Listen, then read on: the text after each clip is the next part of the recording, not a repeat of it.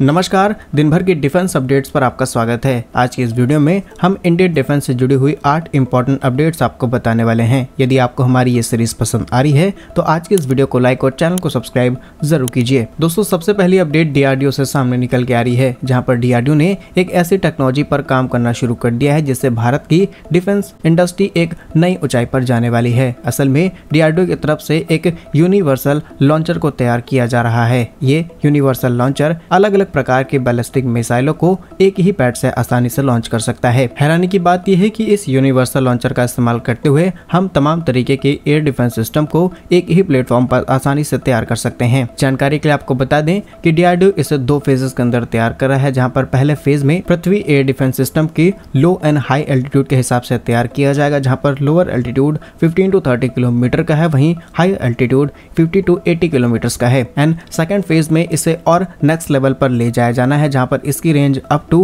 5000 kilometre के आसपास रहने वाली है। DRDO के इस नई टेक्नोलॉजी की इंपॉर्टेंस की बात की जाए तो ये भारत के रक्षा बलों को एक नई फ्लेक्सिबिलिटी देने वाला है, यानी कि हम एक ही सिस्टम से तमाम मिसाइलें लॉन्च कर सकते हैं, जो कि ऑपरेट करने में सबसे ज्यादा इजी रहने वाला है। इसके अलावा कई प्रकार की मिसाइलें अगर एक ही पैड से लॉन्च की जाती हैं तो डेफिनेटली इससे कॉस्ट काफी ज्यादा कम की जा सकती है। और तीसरा इंपॉर्टेंट फायदा कि एक ही लॉन्चर के इस्तेमाल से कई मिसाइलें दागी जा सकती हैं, जिससे सीमा पर जो तैनात करने का समय है वो काफी ज्यादा कम हो जाएगा और किसी भी कॉन्फ्लिक्ट की सिचुएशन में हम लंबे समय तक बने रह सकते हैं। इसके अलावा जो हमारे आर्मी की एफिशिएंसी है ये और ज्यादा बढ़ जाएगी। दूसरी अपडेट सामने निकल के आ रही है भारत की new space research and technology company से। कुछ समय पहले तक ये कंपनी सिर्फ एक स्टार्टअप की तरह काम कर रही थी, लेकिन आज भारतीय डिफेंस सेक्टर में ये इतना ज्यादा कंट्रीब्यूट करने लगे हैं जिससे इनकी चर्चा हर महीने होने लगी है। और अब कंपनी ने एक ऐसी टेक्नोलॉजी पर काम करना शुरू कर दिया है जो भारत की डिफेंस को और ज्यादा पावरफुल बनाने का काम करेगी। रिपोर्ट्स के मुताबिक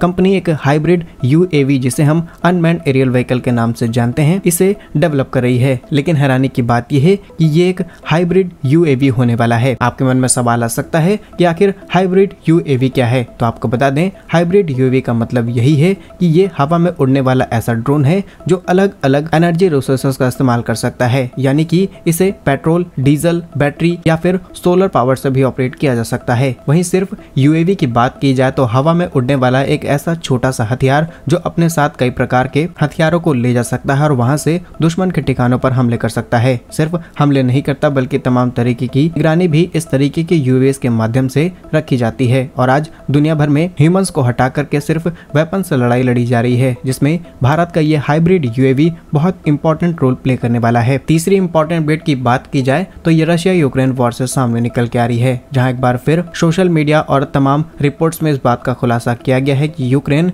इंडियन मैन्युफैक्चर 1 to 5 mm के हाई एक्सप्लोसिव टैंक राउंड का इस्तेमाल करना शुरू कर चुका है और ये यूक्रेनियन टैंक T-64 के तहत दागे जा रहे हैं। रिपोर्ट्स के मुताबिक जिस इमेज को लेकर के खुलासा किया गया है उसके मुताबिक ये 125 mm के एम्यूनिशंस भारत की मोनिशंस इंडिया लिमिटेड की तरफ से मैन्युफैक्चर किए गए हैं। रिपोर्ट्स के मुताबिक भारत की इसी कंपनी ने करीब 80,000 120 mm के high explosive mortar shells export किए हैं, वहीं करीब 50,000 125 mm के high explosive tank round export किए गए हैं। फिलहाल अभी दोनों ही पक्षों की तरफ से किसी चीज को लेकर के ऑफिशियल कंफर्मेशन नहीं दी गई है, लेकिन अभी जो लोकल रिपोर्ट्स और मीडिया में आई इमेजेस हैं इसके जरिए इन सभी चीजों का खुलासा किया गया है। अगर आप भारत के स्टैंड की बात करेंगे तो भारत न्यूट्रल है, चाहे रशिया हो या फिर Ukraine. Last month PM Modi Russia visit करके आए हैं और अब इसी मंथ PM मोदी यूक्रेन भी जाने वाले हैं। लेकिन अगर ये बात क्लियर होती है कि एग्जैक्टली यूक्रेन भारत की तरफ से भेजे गए हथियारों का इस्तेमाल कर रहा है तो भारत इस पर क्या जवाब देता है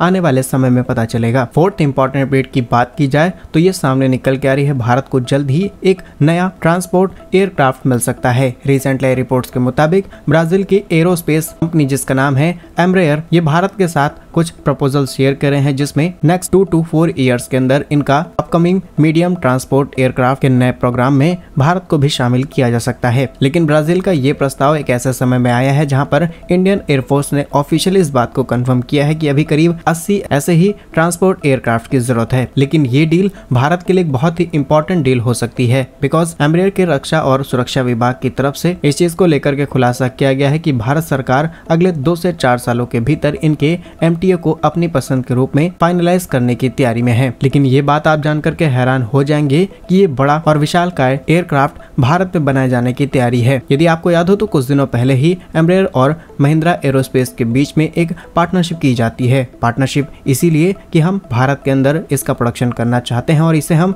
न सिर्फ भारत बल्कि ब्राजील जहां जहां पर इसे एक्सपोर्ट करना चाहता है डेफिनेटली भारत से इन्हें एक्सपोर्ट किया जा सकता है। भारत को मिलने वाले फायदे की बात की जाए तो ऑलरेडी भारतीय फोर्सेस को इसकी जरूरत है। इसके अलावा डोमेस्टिक प्रोडक्शन से भारत की जीडीपी में डायरेक्ट कंट्रीब्यूट किया जा सकता है। नेक्स्ट इंपॉर्टेंट अपडेट की बात की जाए तो ये HAL जिसे हम हिंदुस्तान एरोनॉटिक्स लिमिटेड के नाम से जानते हैं, इन्होंने रिसेंटली एरोनॉटिकल डेवलपमेंट एजेंसी के साथ में एक इंपॉर्टेंट पार्टनरशिप कर ली है और लगातार बातचीत शुरू की जा चुकी है कि भारत में आने वाले जो तेजस MKI-2 प्रोग्राम है इसे किस तरीके से एक्सपेंड किया जाए, क्योंकि अभी भारतीय वायुसेना की जरूरतों को पूरा करने के लिए फिलहाल F414 इंजन का इस्तेमाल किया जा रहा है, लेकिन भविष्य में हम इसके विकल्प की तरफ तलाश कर रहे हैं क्योंकि लगातार इंजन सप्लाई के डिले की वजह से भारत को कई दिक्कतें फेस करनी पड़ी हैं। भविष्य में भारत ऐसी किसी भी प्रॉब्लम में पड़ना नहीं चाहता, इसीलिए इस नई पार्टनरशिप के तहत वो इम्पोर्टेंट पार्ट्स और हिस्से भारत के अंदर तैयार किए जाएंगे, जिसमें पहला हिस्सा है एयर इनटेक सिस्टम। इसे भारत में पूरी तरीके से तैयार किया जाएगा और ये